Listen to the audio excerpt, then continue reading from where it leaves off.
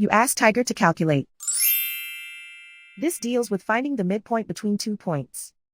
The midpoint between the 2 points is -12, -51.5. Let's solve it step by step. Plot the 2 points and calculate the midpoint using the formula. The coordinates of point 1 are, x1 equals -26, y1 equals -32. The coordinates of point 2 are, x2 equals 2, y2 equals -71. PM represents the midpoint of the 2 points.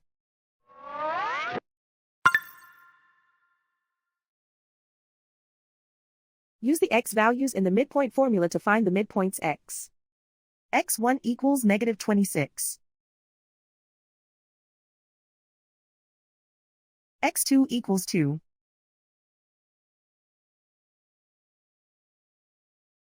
Simplify the arithmetic.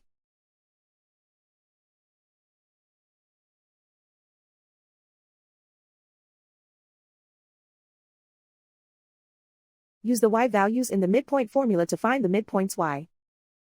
y1 equals -32. y2 equals -71. Simplify the arithmetic.